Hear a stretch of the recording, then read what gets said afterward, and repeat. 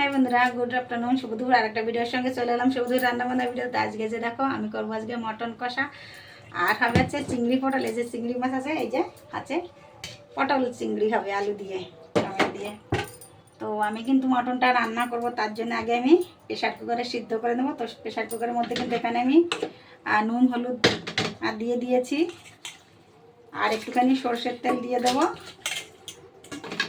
আমি কিন্তু আগে সিদ্ধ করেই রান্না করি।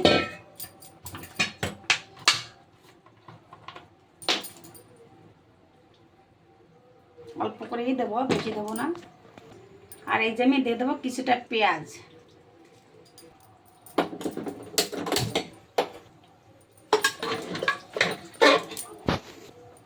মশলার জন্য যে আমি নিয়েছি আদা রসুন আর কাঁচা লঙ্কা, দুটো শুকনো লঙ্কা। এটা আমি মিক্সিতে পিষে নেবো, ধনে জিরের গুঁড়ি দেবো।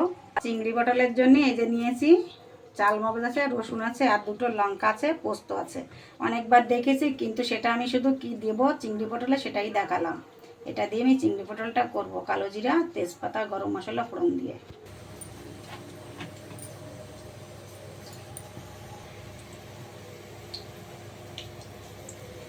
তো এই যে জিরে পাতা ফোড়ন দেবো আর গরম মশলা ফোড়ন দেবো।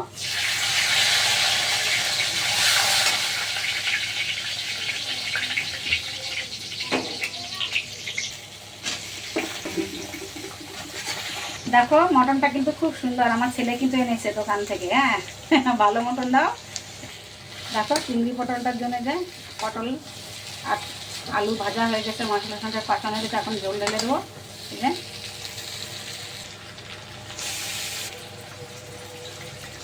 যে তেল ছেড়ে দিয়েছে, এখন দিয়ে দেবো আমি টমেটোটা। তো এই যে মটনটা দিয়ে দেবো ভেজে রাখা আলু।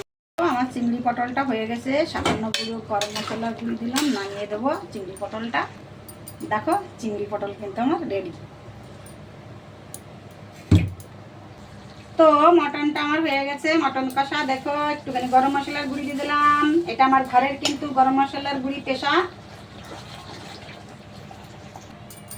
তো এই যে হয়ে গেছে আমার মটন কষা। তো ঠিক আছে, এখন মতো ভিডিওটা শেষ করলে, ভালো লাগলে পাশে দেখো। তোমাদের মঙ্গল কামনা শেষ করলাম, বাই।